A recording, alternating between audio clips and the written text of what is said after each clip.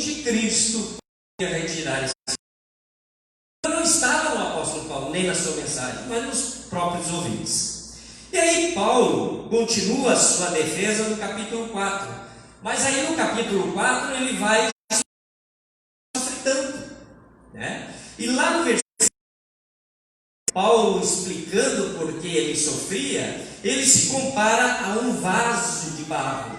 E diz que neste vaso de barro, como Paulo sofria, ele vaso de barro, sem muito valor, mas que dentro de si tem um tesouro que precisa ser evidenciado, precisa ser revelado. Mas para que isso aconteça, o vaso de barro precisa ser quebrado. E essa quebra do vaso, essa cena da quebra do vaso, fica evidenciado nos paradoxos que ele descreve no capítulo 4, quando ele diz que mas não desanimados, somos perplexos, mas não desesperados, somos perseguidos, somos abatidos. E esse tesouro que estava dentro do vaso de barro nada mais era do que o conhecimento da glória de Deus na face de Cristo, ou seja, é a revelação do Evangelho da salvação. E Paulo diz para que essa mensagem e não o mensageiro, o vaso precisa ser quebrado. Então o apóstolo Paulo ele está dizendo aqui que o seu sofrimento não era sem motivo, não era por um acaso, mas o objetivo de ele ser quebrado, de ele sofrer, é que Deus o mantinha humilde diante de Deus e dos homens, para que aquilo que ficasse em evidência não fosse o apóstolo Paulo, mas a sua mensagem. Amém, irmãos? E aqui, nesse texto que nós acabamos de ler, Paulo continua falando sobre o sofrimento. A primeira forma como o apóstolo Paulo reagia a esse sofrimento, no versículo 16, ele diz que ele não desanimava. No versículo 16 ele diz assim: por isso, mesmo que o nosso interior se desgaste, se renova dia a dia. O por isso aí está fazendo uma ponte daquilo que o apóstolo Paulo tinha dito antes com aquilo que ele vai começar a explicar agora. E ele diz: eu não desanimo. E desanimar aqui até tem algumas versões bíblicas que já trazem assim, dizendo que Paulo, eu não desisto de largar o seu ministério, deixar de pregar a mensagem que lhe foi confiada, porque na verdade isso trazia muito sofrimento pelo apóstolo Paulo, porque não era fácil pregar o evangelho, porque por vezes a sua mensagem não era raro ao pregar a sua mensagem as pessoas se revoltarem contra ele e acabarem sendo violentos contra ele, sem falar desse sofrimento todo. Repousava sobre as costas do apóstolo Paulo a responsabilidades pelas igrejas que ele havia implantado. Nós vemos nos seus escritos que ele diz que diariamente ele orava por essas igrejas, então não era fácil. Mas Paulo diz: eu não desanimo. Mas aí ele vai dizer uma coisa aqui bem interessante. Ele diz: mas pelo contrário. Ou seja, Paulo, além de não desanimar, Paulo diz: pelo contrário, eu sempre animado em pregar esta mensagem. E para mostrar esta empolgação dele, ele faz um contraste entre duas naturezas. Quando ele diz aí: mesmo que o nosso ser exterior se desgaste, o nosso ser interior se renova dia a dia. O que é este homem exterior? Este homem exterior, irmãos, é a nossa vida presente aqui, a nossa vida terrena. é o meu corpo e tudo que se relaciona ao meu corpo, os meus contatos, os meus relacionamentos. E o apóstolo Paulo diz que esta natureza, este ser, este homem, ele se corrompe, ele se desgasta. O corromper aqui não é moral, irmãos, mas significa deteriorar. Paulo diz que esta natureza aqui, ela se corrompe, ela se desgasta. E ele está falando do ciclo natural de um envelhecimento.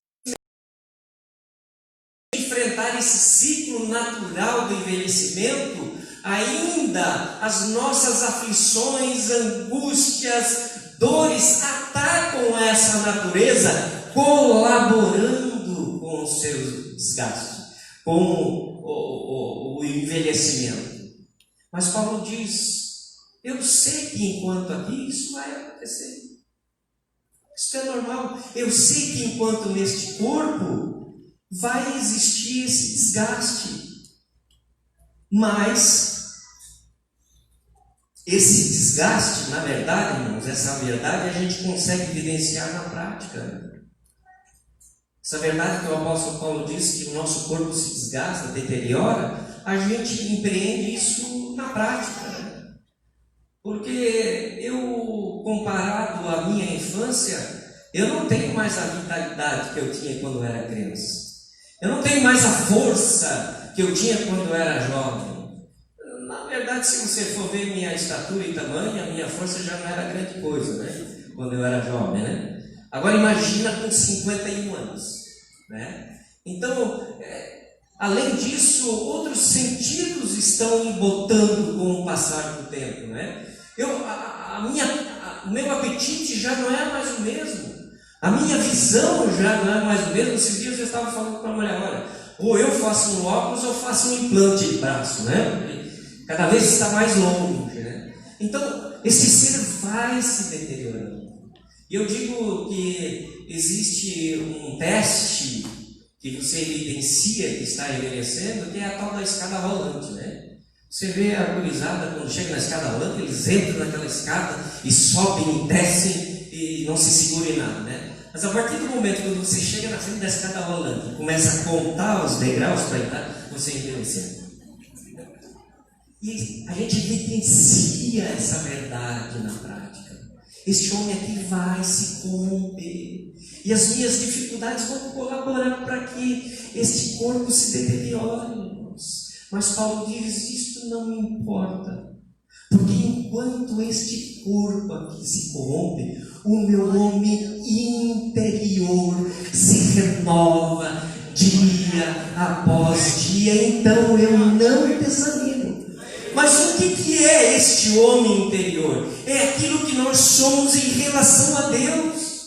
Agora, filhos de Deus, justificados em Cristo, santificados através do Espírito Santo, é o novo homem, a nova natureza que foi implantada em mim. Paulo diz que esta casca se corrompe, mas este homem interior, esta nova natureza, ela se renova dia após dia.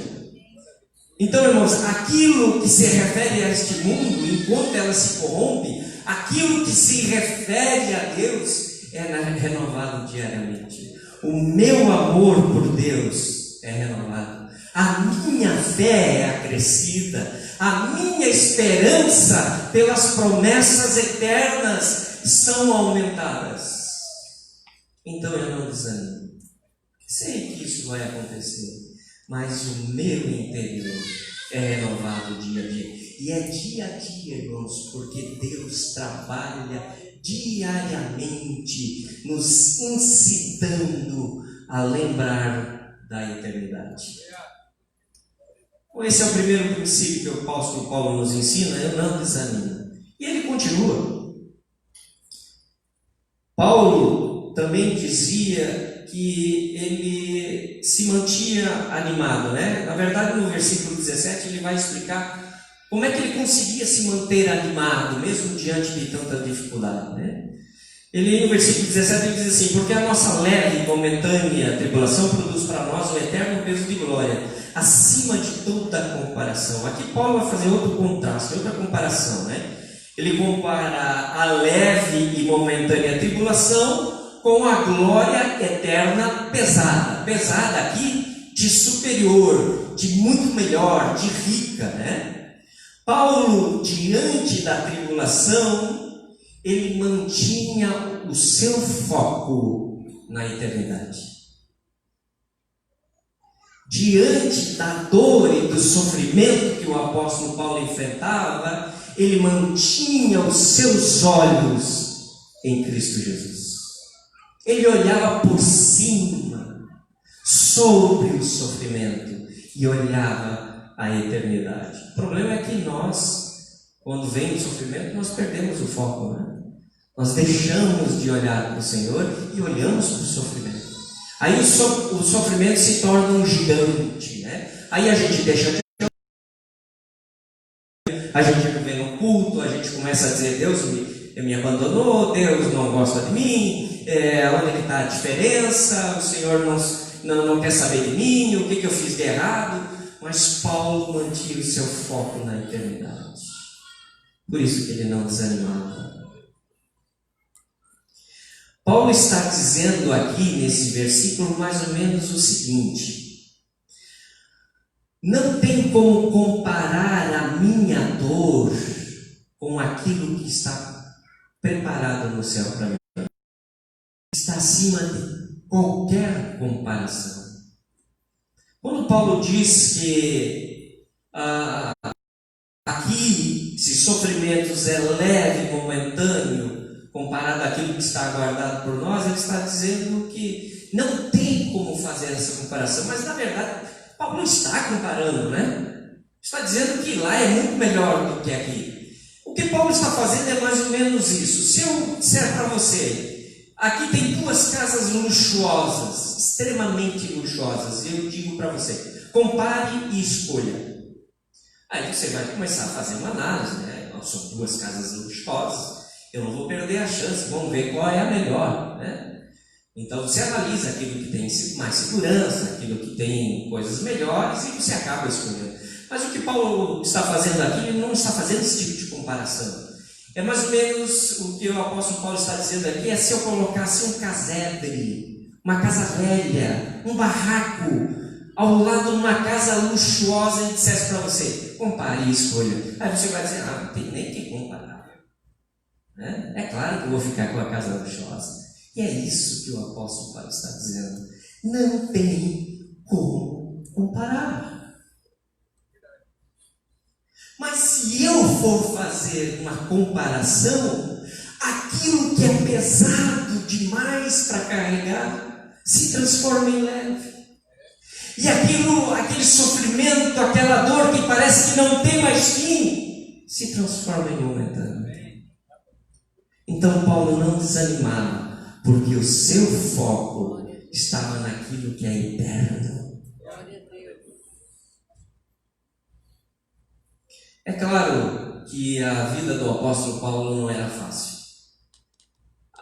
O sofrimento do apóstolo Paulo não era nem leve, muito menos momentâneo. Não tinha uma esquina que ele dobrasse, que não havia uma grande probabilidade dele ser perseguido, maltratado ou ser alvo de alguma violência.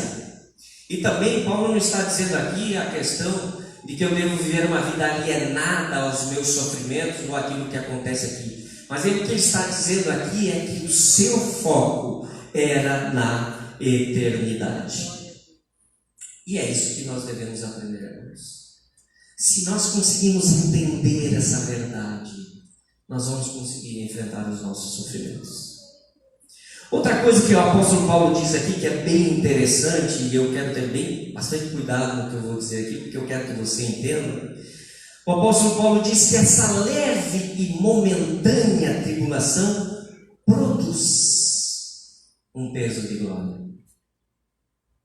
Mas como entender essa conexão casual entre essas duas realidades? Como entender que a tribulação produz alguma coisa? Olha, a tribulação, sofrimento para mim só produz mais sofrimento, angústia, dúvida, mas parece-me que Paulo está dizendo outra coisa aqui. Na verdade, a gente pode entender um pouquinho melhor essa ideia que o apóstolo Paulo está dizendo aqui. Em Romanos 8,17, ele amplia essa ideia quando ele diz o seguinte: se somos filhos, somos herdeiros, herdeiros de Deus e co-herdeiros com Cristo.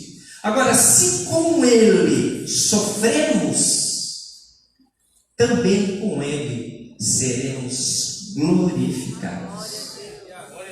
Paulo coloca algumas condicionantes nesse versículo e alguns resultados. E para que estes resultados sejam efetivamente efetivados, existem algumas condicionantes. Que condições são essas? Primeira condição: se somos filhos, então o resultado é: somos herdeiros e co-herdeiros com Cristo, certo? Então, condição: se eu for filho, eu vou ser herdeiro e co-herdeiro com Cristo. Segunda condição: se eu sofrer com Cristo, serei glorificado. Você está entendendo? Veja o que o apóstolo Paulo diz em Atos 14, 22. Veja, lá em Atos 14, 22, ele está fortalecendo a fé dos irmãos. E ele diz que ele está animando os irmãos. E olha o que o apóstolo Paulo diz para animar aqueles irmãos. Que o que importava é que nós devemos passar por muitas tribulações para entrar no reino dos céus. Olha, isso é mensagem para animar alguém.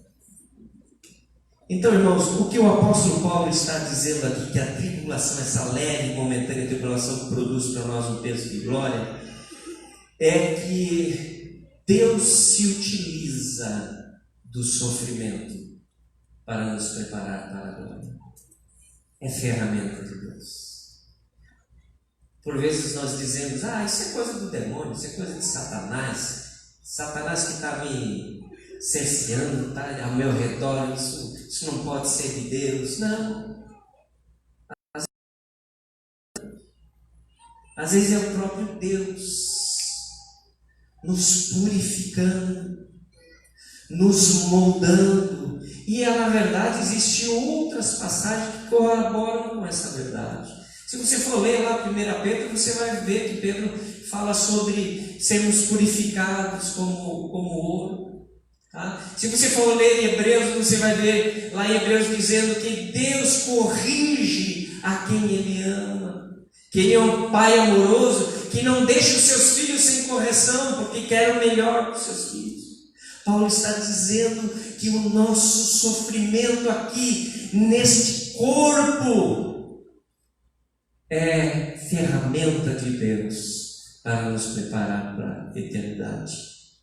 Não é que o apóstolo Paulo está dizendo que o sofrimento é a causa de nós merecermos a eternidade. Eu não posso dizer: então eu estou sofrendo, eu mereço então a eternidade. Não é isso que o apóstolo está dizendo. O apóstolo está dizendo que é um meio pelo qual Deus se utiliza para nos preparar. Amém, irmãos? Paulo não desanima porque entende que o sofrimento faz parte da ação de Deus na vida do crente, preparando para a glória futura. Ora, não é quando nós estamos lá de joelhos, orando, sofrendo com dor, que nós dizemos: Senhor, não vejo a hora de estar aí contigo. Mas passou a dor, esquecemos do que falamos. E aí Deus manda o sofrimento para nós lembrarmos que o fim não é aqui. Que o fim não é aqui. E Paulo ainda continua no versículo 18, explicando por que ele não desanimava. Ele vai dizer aí no versículo 18 que ele não prestava atenção. Como é que ele conseguia sofrer tanto e ainda se manter animado? Bem, porque ele não prestava atenção nas coisas que se veem, nas coisas terrenas. E na verdade, irmãos, não são justamente essas coisas que não fazem sofrer? Não são as coisas terrenas? Não são as coisas materiais não são aquelas coisas que nós podemos ver, tocar, não são justamente estas coisas que nos fazem sofrer. Não é o carro que nós queríamos e não podemos ter, não é a casa nova que desejamos, mas não conseguimos conquistar, não é justamente aquilo que um irmão, um amigo meu me disse, me ofendeu e me deixou triste, não é justamente estas coisas que nos fazem sofrer, mas Paulo diz: eu não presto atenção a estas coisas, pelo contrário, o meu foco está nas coisas eternas. Em 1 Coríntios, irmãos, Paulo vai dizer, 1 Coríntios 15, 19, Paulo vai dizer que se em Cristo Jesus esperarmos somente nesta vida, nós somos os mais miseráveis dos homens. Mas por vezes, irmãos, a maior expressão para nós da presença de Deus na nossa vida é se eu estou com um carro novo, é se eu estou com dinheiro no banco, é se eu tenho vitória em cima de vitória, se está tudo bem lá em casa, se não tem ninguém doente. A maior expressão da presença de Deus nas nossas vidas, por vezes achamos que são estas coisas visíveis. Mas às vezes, irmãos, a prova de que o Senhor está passando pelo sofrimento, porque Deus está te preparando para coisa melhor. Deus está fazendo com que você se desapegue das coisas aqui e lembrar você que o seu objetivo maior é estar com Ele na eternidade. Amém, irmãos? Essa deve ser a base da nossa fé. E Paulo continua. Outra forma como o apóstolo Paulo demonstra que ele não desanimava e de como ele enfrentava os sofrimentos, está aí no capítulo 5, do versículo 1 ao 5. Paulo ansiava, ele acreditava e ele desejava a ressurreição dos mortos.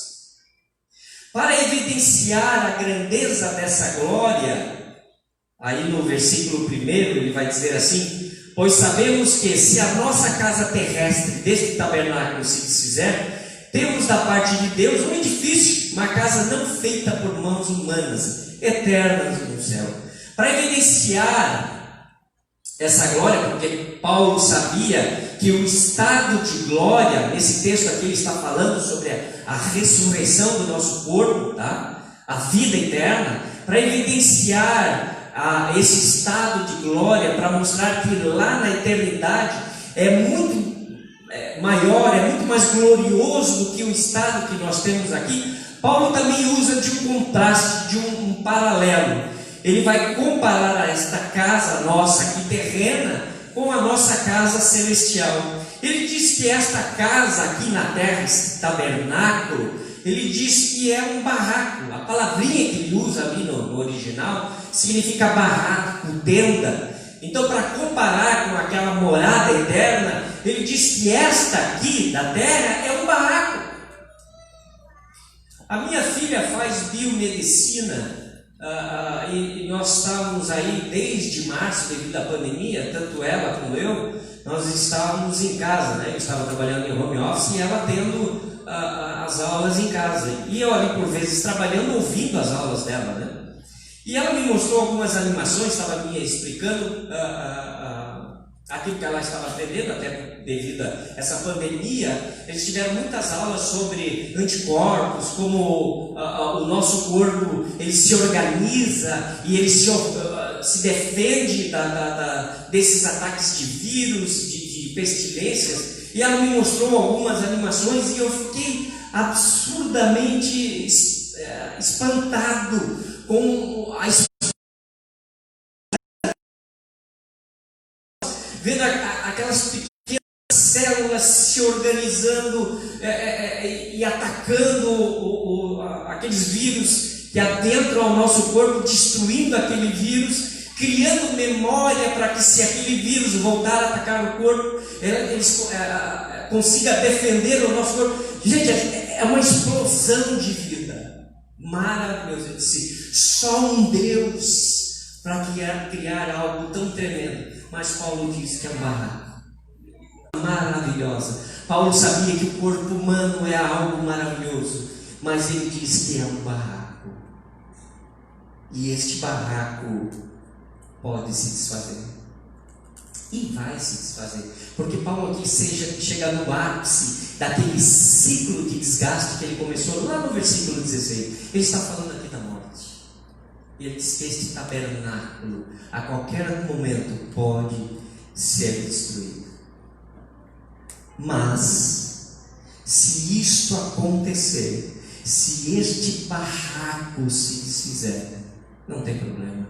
Eu não desanimo, porque lá no céu existe um edifício que nunca vai se desfazer, que não se desgasta. E é como se comparasse um palácio a um barraco. É muito superior. E é por isso que eu não desanimo. E sabendo dessa verdade, Paulo diz no versículo 2 aí, que ele gemia e ansiava por estar lá. Ele diz assim: e por isso neste tabernáculo gememos, desejando muito ser revestido da nossa habitação celestial. Paulo está dizendo que ele sabe e ele crê, e a sua esperança de que lá é muito melhor do que aqui. E ele deseja, ele anseia de uma forma profunda que chega a gemer, porque ele quer estar lá. Ele quer estar lá com o Senhor. E ele diz que ele gostaria de ser revestido. Por que revestido? Porque nós já fomos vestidos com as vestes de justiça que foram compradas por Cristo na cruz do Calvário. E lá nós seremos revestidos. Então Paulo anseia por isso. Ele deseja estar lá, porque lá é muito melhor do que aqui. Não tem comparação. Paulo tinha essa consciência e esperava que após morte seria melhor. E ele desejava. E eu faço uma pergunta para você, irmãos. Na verdade, esse desejo não deveria ser algo real na nossa vida. O desejo final superior nas nossas vidas de estar com o Senhor. Mas parece que isso é uma mensagem estranha hoje nos nossos dias. Eu comparo com uma viagem. Você passa um ano todo estressante, agonizante, cansaço, e aí você consegue comprar uma viagem para uma praia paradisíaca, abandonada. Vai estar só você lá, sem ninguém perto. Você vai descansar, e aí você começa a contar os dias, porque não vê a hora de chegar naquela praia para estender lá, sei lá, uma toalha ou uma cadeira e ficar sentadinho lá só olhando o mar, aproveitando o sol, sem fazer absolutamente nada. E você anseia, você deseja chegar lá. Ou nós desejamos, aí eu não vejo a hora de estar no trânsito. Aí eu não vejo a hora de estar aí no engarrafamento. Eu não vejo a hora de estar lá no pedágio, que está aquelas filas enormes. Você pensa assim, não, a gente anseia, deseja pelo local aonde nós vamos chegar. Mas parece que hoje, irmãos, nós pensamos ao contrário. Nós estamos mais interessados na viagem. Por que dizer assim, eu desejo estar com o Senhor? Cara, quer morrer? Quem é que deseja a morte? Por vezes nós achamos que o céu é aqui. Por vezes a base da nossa fé é ter uma vida abastada aqui. Por vezes dizemos, Deus me colocou nesta terra para comer o melhor desta terra. Eu sou filho do dono do ouro e da prata. Eu preciso andar de vitória em vitória. Eu preciso comer o melhor desta terra. Eu preciso sempre estar bem. Parece que o nosso objetivo é nunca ir embora daqui. E nós estamos numa jornada, meu irmão. Nós estamos numa viagem. Isso aqui é passageiro. E com tudo que se refere a isso aqui é passageiro. O meu objetivo maior, o meu desejo maior é querer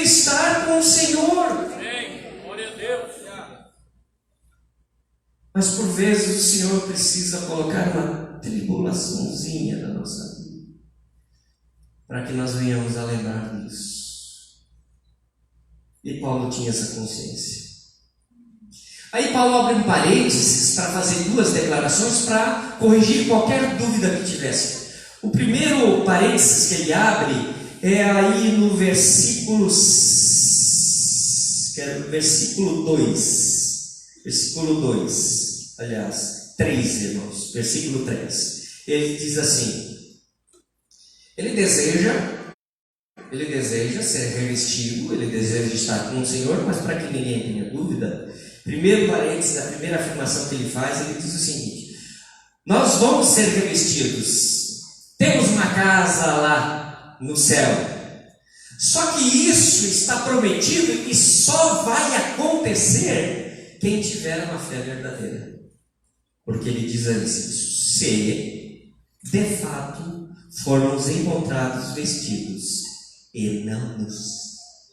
Vestido aqui, irmãos, significa salvos, filhos de Deus, porque passamos pelo novo nascimento, fomos regenerados, fomos justificados, declarados justos, filhos de Deus. E Paulo está dizendo: só vai acontecer verdadeiramente para estes que estiverem vestidos. Nus é o estado de rebelião que nós encontramos quando não há perdão de pecado, quando não há o novo nascimento, quando não há arrependimento. O que o apóstolo Paulo está dizendo aqui é que diante de Deus, meu querido, não há neutralidade.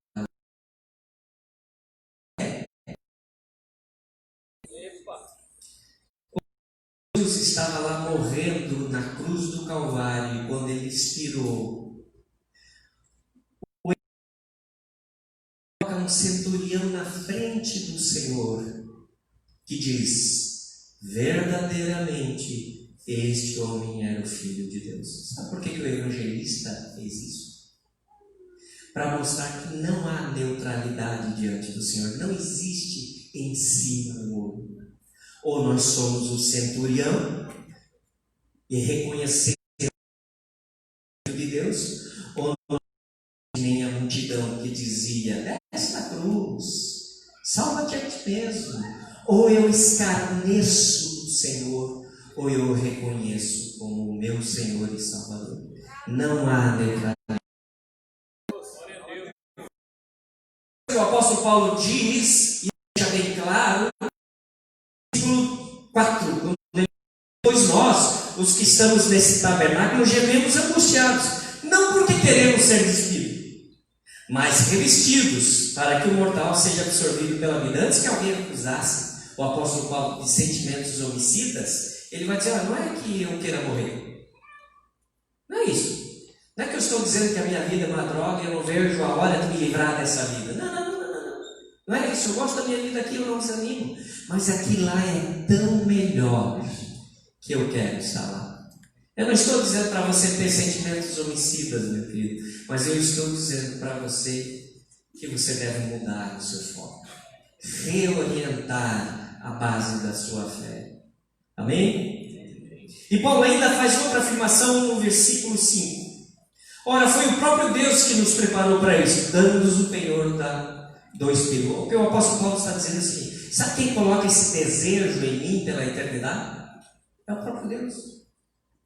É Ele que diariamente coloca esse desejo no meu coração e nos move em direção à eternidade. E sabe, para te dar a certeza de que isso vai acontecer, sabe o que ele faz? Ele diz que nos dá o Espírito do Senhor. Penhor para alguém e ele fica com aquilo, né? Então é uma prova de ele. E é isso que Paulo está dizendo aqui. O Senhor nos deu o Espírito, prova de que Ele vai cumprir na nossa vida. Você está entendendo?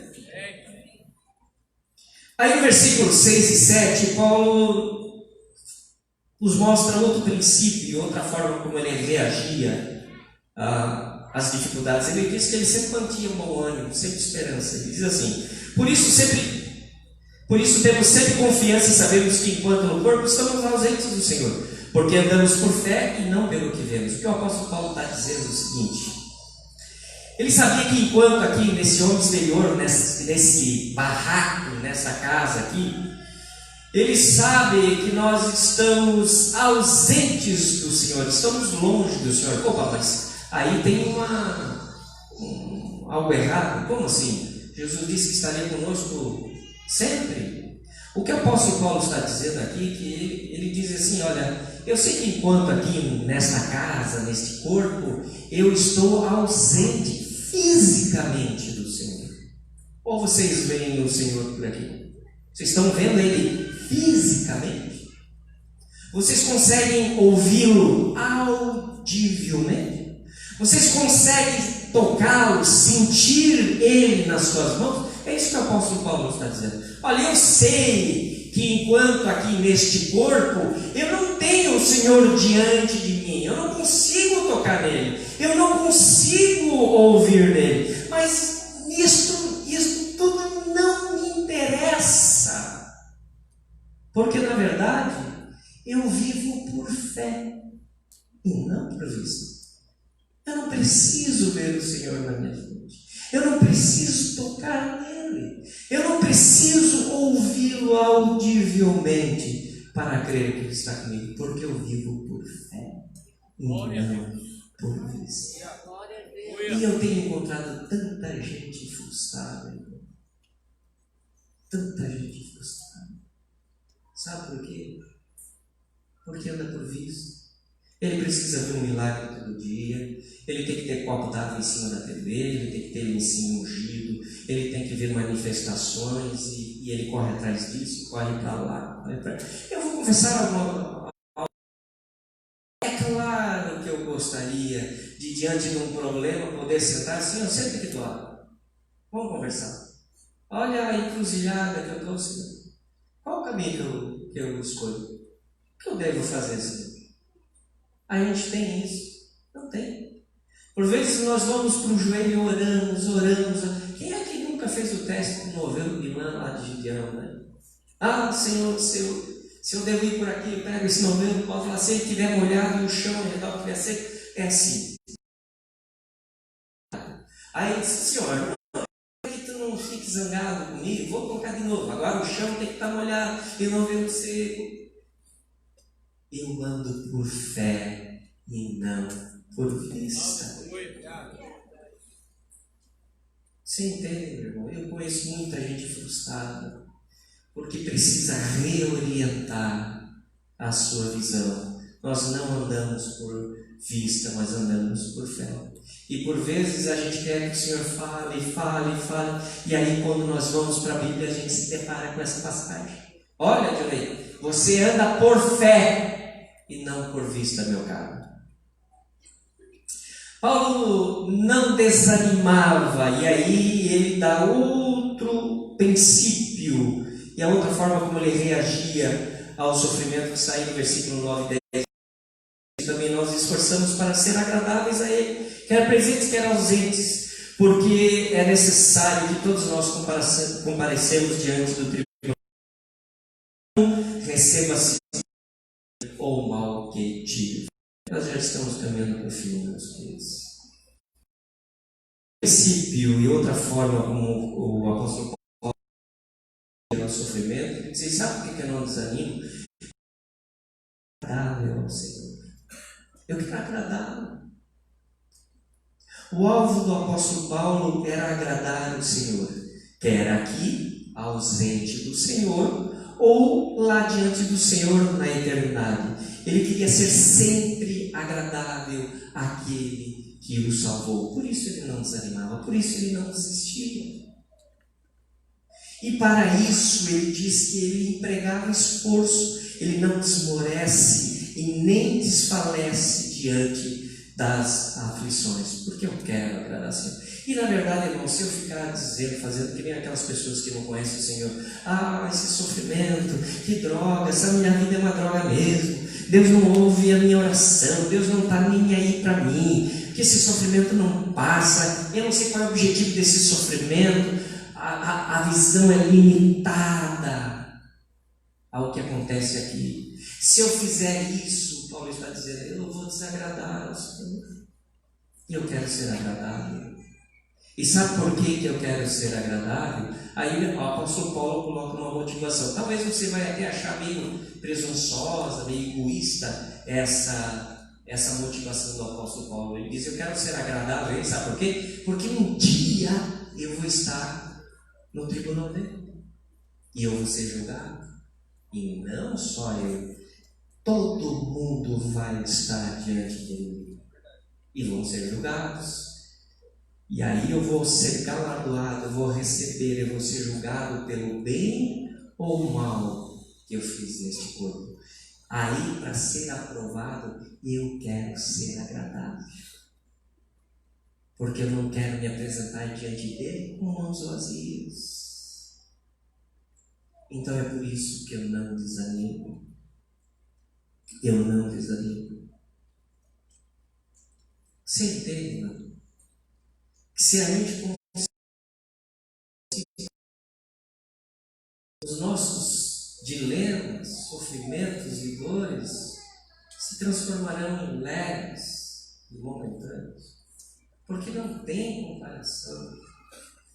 Não tem comparação. E eu gostaria de fazer algumas aplicações para terminar. Aqui na Terra, nós aprendemos, irmãos, que aqui na Terra, esse homem exterior, ele se desgasta. Mas temos da parte de Deus um renovo. Nós não estamos abandonados.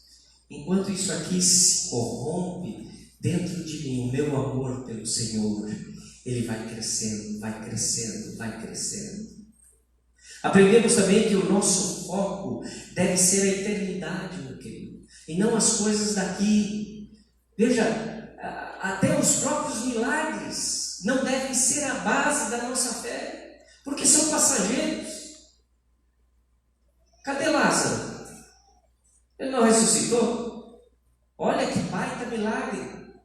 Um morto ressuscitar, e já fazia alguns dias. Mas cadê Lázaro?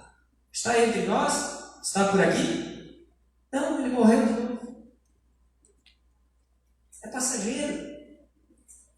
Mesmo que o Senhor ressuscite o morto, ele vai morrer de novo. Então o foco não deve ser as coisas, mas a eternidade. Aprendemos também que os sofrimentos aqui fazem parte da ação de Deus, nos preparando para a eternidade. Então, quando você estiver no sofrimento, irmão, não comece a dizer, reclamar, isso é coisa do inferno, isso é coisa... Talvez é o Senhor gritando na tua vida e dizendo, você esqueceu de mim. E eu preciso agir assim para que você se lembre de mim novamente. Porque aqui é só uma viagem. Aqui é o engarrafamento. O teu objetivo maior sou eu. Não é aqui. A base da tua fé não pode ser aqui. Aprendemos também que o nosso maior desejo e anseio é estar com o Senhor. E que precisamos, nesta vida aqui, ser agradáveis ao Senhor. Porque um dia vamos prestar contas, irmãos. Amém? Amém.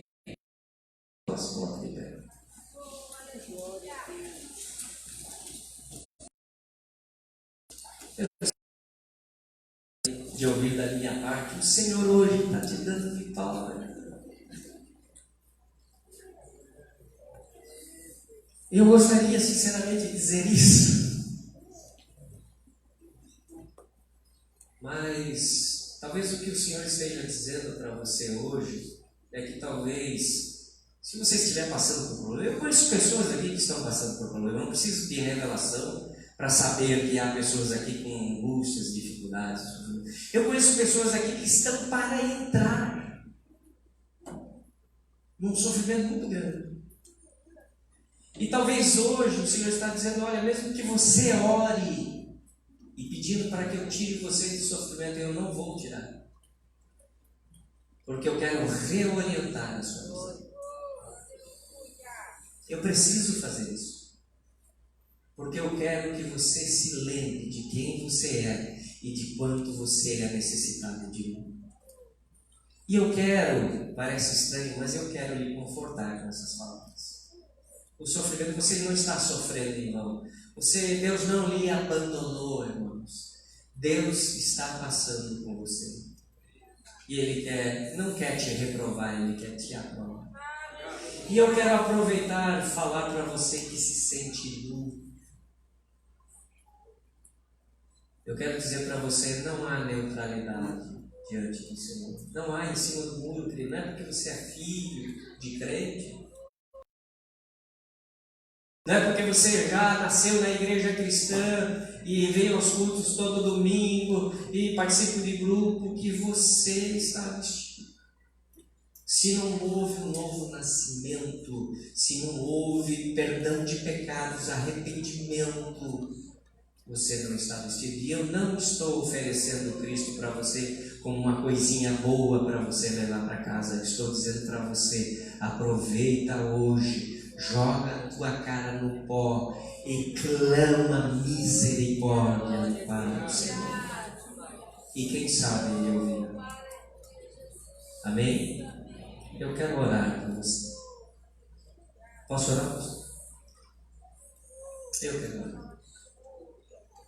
Se você quiser vir à frente ou quiser ficar ali, tanto faz. Mas eu quero orar por você. Acha a tua fonte, por favor. Senhor,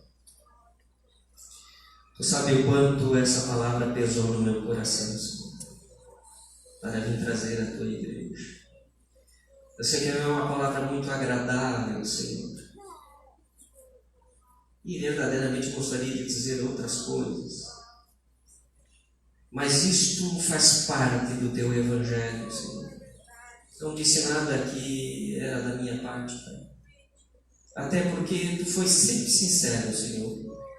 Ao chamar os discípulos, Tu nunca prometeu uma vida boa, tranquila, abastada, mas pelo contrário, Senhor, o que Tu nos ofereceu foi cruz, angústia, sofrimento, mas ao mesmo tempo Tu disse que era para nós termos bom ânimo, Senhor.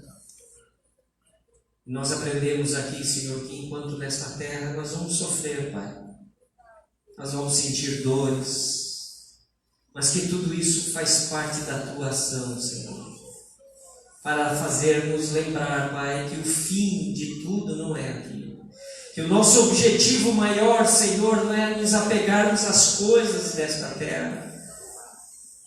Sim, Deus, nós necessitamos de muitas coisas, Pai, aqui para viver, e Tu sabes disso, mas que estas coisas não se tornem os nossos deuses, que não se transforme o nosso foco, Senhor, mas que o nosso olhar fixe em Ti, Pai. Que a base da eternidade contigo para todo sempre. Ajuda-nos, Senhor, a reorientar a nossa visão, Pai. E que diante do sofrimento, Senhor, nós possamos constatar, Pai, que as dores aqui se transformem em leve e momentâneo, Senhor, e que abunde em nosso coração é o desejo de estarmos contigo, Senhor, em nome do Teu Filho Jesus. Amém e amém. Deus abençoe os irmãos.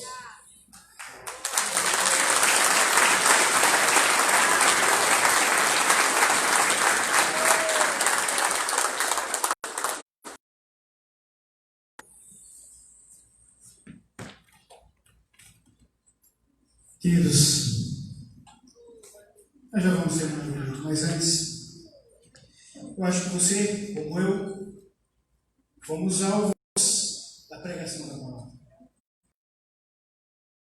Eu só apenas reforçar aquilo que a palavra nos mostra, muitas vezes, parece um confronto para aquilo que nós vivemos.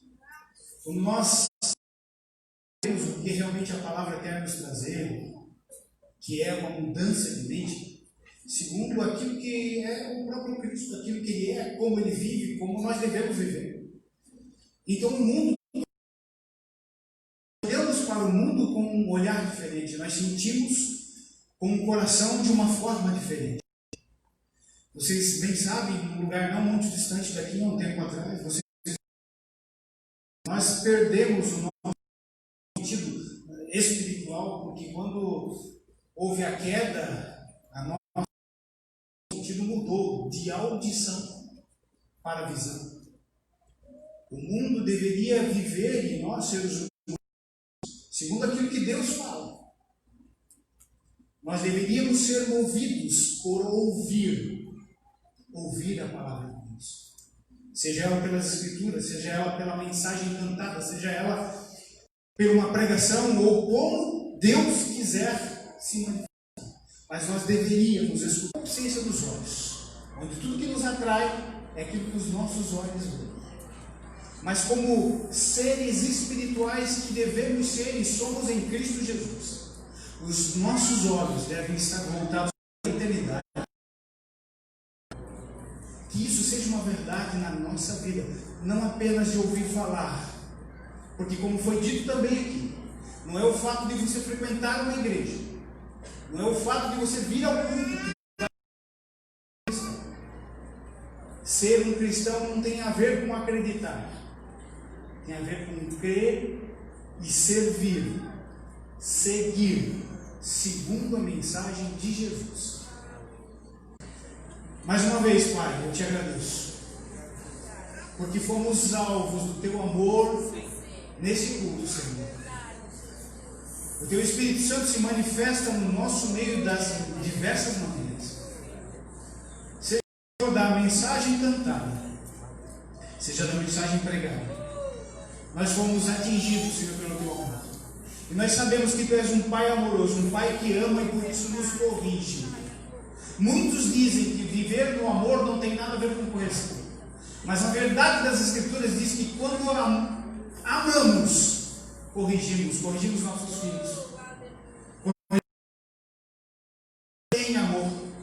Assim como tu, Pai, tem corrigido nós, filhos, a vivermos uma vida segundo a tua verdade, não segundo o mundo, aquilo que o mundo tem pregado, aquilo que o mundo tem anunciado e que tem influenciado multidões.